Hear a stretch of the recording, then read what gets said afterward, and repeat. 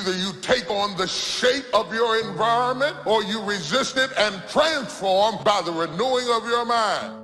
Everything you've ever changed about your life started in your head. Don't live frustrated, thinking that there's something wrong with you, trying to prove to them who you are, trying to convince them to affirm you. Let it go. There's nothing wrong with you. If you had to have it, they would give it. Since you don't, shake it off. Keep your head held high. Your value doesn't come from people. It comes from your Creator. Too many people looking for identity and value, and they're looking for it in all the wrong places.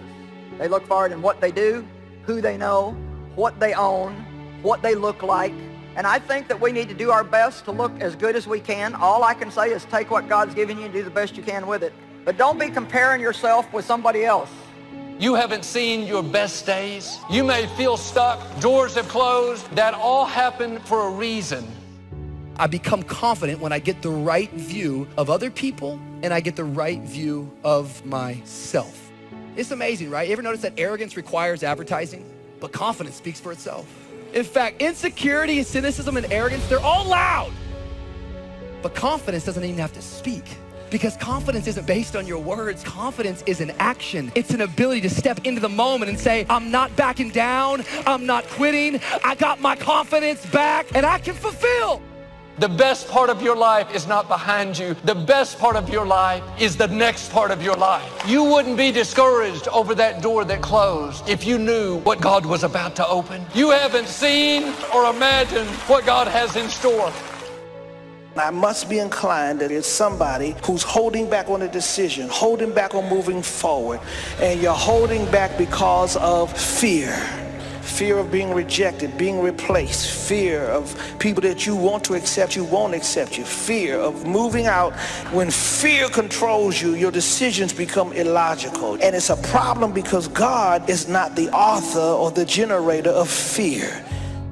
Know your worth. Don't let nobody else determine it. People aren't mind readers. They don't know what you're thinking. Don't assume they know unless you ask with specifics. And then recognize that no is not a rejection. Every time you hear no, it moves you one step closer to a yes. Everybody can't say no. Now, unless you got a harebrained idea. And just remember that success is about building a world that looks the way you want it to, nobody else. So feeling safe and feeling secure is very important to me, and I think it's very important to every single person. I think that God created us to feel safe, secure, confident, and bold. Your soul maybe has it blocked, but God did not create you for fear and worry and insecurity and a lack of confidence and extreme shyness and extreme timidity. You will become whatever you cultivate. Whatever you feed, that's what's going to grow in your life. I'm saved, but I gotta change my diet. I'm saved, but I gotta change who influences me, who speaks into my life, who feeds my mind, who determines what looks good on me, who determines what I can do and who I am. What's wrong with you is all those people who knew you win, because if they knew you win, they'll hold you to back then. I gotta go. There's enough people that are telling us we can't do it, that we're not good enough. Why do we want to tell ourselves that? We know for a fact that thoughts influence actions. We need to get our own self-affirmations. There need to be quiet moments in your bedroom, quiet moments when you're brushing your teeth, that we need to reaffirm, I am the captain of my ship and the master of my fate. Success is all about building relationships. It's not what you know, it's who you know. Some people might not step up when you ask them for help. But guess what? The worst thing can happen to you. If somebody refuses you, you didn't have it anyway. Ask people. You never know. Suppose they say yes. That could be the turning factor. Your tongue is the rudder for your life. It's determining the direction. Next time you're tempted to say something negative about yourself, your future, your finances, zip it up. Don't steer yourself toward defeat. Say not, you're too young. Say not, you can't accomplish your dreams. God wouldn't have given them to you if you weren't well able. You will travel in the direction of your thinking. If you think down, you will go down. If you think up, you will come up. The way you think about your situation determines your reality. The way you think about your family determines your reality. The way you think about yourself. You're not being hurt by the way people think about you. Many of those people are a reflection of how you think about you. If you think about yourself a certain way, you will attract people who think about you a certain way. And you will expel from your life people who do not line up with how you think about yourself. The mind then becomes the battleground. The mind, some of you is fighting your thoughts right now. If you don't know who you are, you'll discount yourself, thinking, oh man, I'm ordinary, nothing much to offer, nothing special about me. Now life will try to make you feel like you're anything but amazing. Disappointments, betrayals, rejection will try to steal your sense of value. But all through the day, despite what thoughts are telling you, despite who left you out, you need to remind yourself, I am amazing. I have been wonderfully made. Don't go around feeling ordinary when in fact you're extraordinary. People may try to make you feel average. You don't have much to offer. Are you going to believe what people say about you? You're amazing. Have you ever said that to yourself? It has to start on the inside. If people can understand that as long as they don't forgive, they're poisoning themselves. It's like me being mad at somebody who hurt me that's out having a good time and don't even care that I'm mad. That doesn't hurt them. It's pointless. It's like, okay, you hurt me, but now if I'm going to hate you, then I'm letting you continue to hurt me, and you're controlling my life, and I'm not going to do that. For each of us, the amount of money required to be wealthy will differ. But the dream for all of us, I'm sure, is the same. Freedom from financial pressure. More freedom of choice, freedom to enjoy, and the opportunity to create and to share. So decide for yourself what wealth means to you. Latch on to your own mental image of wealth.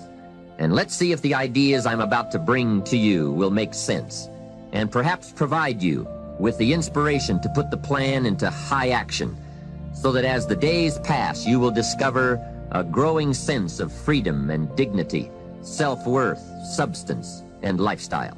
When you know within yourself that there's something you want to do, and I believe that all of us were born with a purpose, that all of us have something that we are supposed to do, that all of us have some goodness within us, and that goodness gives us a responsibility to manifest our greatness.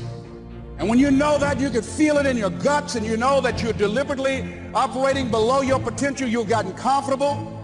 You stop expanding, you stop stretching, you stop challenging yourself. Let me share something else with you. Not only is it possible for you to have your dream, but it's necessary. It's necessary that you have it, that you work on it, that you develop yourself, that you go for what is yours in the universe. I have a friend that at the beginning of the year, I was in Los Angeles giving a speech, and I do a seminar teaching people how to become involved in the speaking business, and also one called Speaking with Power, teaching people how to begin to develop their communication skills. And this friend, I said, I want you to work with me. I called her up. She said, Les, are you sure I can do it? Sure you can. You have a PhD in communications. I don't have that. If I can do it, sure you can do it. In fact, I'm going to give you the support that you need. Here's what I realized, ladies and gentlemen. We only have enough energy to take us to a certain level, but it's necessary that we assemble ourselves with other people who share our vision, other people that can see it for us, to give ourselves a home court advantage. The other thing that keeps most people from realizing their true greatness and their true potential, circumstances, their environment. There are many people who believe because of where they're born, because of the area where they are in life and where they find themselves, that's all they know. Given my circumstances, ladies and gentlemen, I shouldn't be doing what I'm doing right now. See, I know something about you, even not knowing you, that you've got greatness within you. You have the ability to do things that you can't even begin to imagine. You have talents and skills in you that you haven't even begun to reach for yet. It is your values. It is your ethics. It is how you make choices that gets you promoted. It is not your strength. It is not your talent. It is not how you fight. It is not how you draw. It is not your intellectualism. It is your values. So that when you are backed up against the wall and you have to make a decision, true leadership is how you make decisions in the moment. What do you care the most about? Being seen or being connected?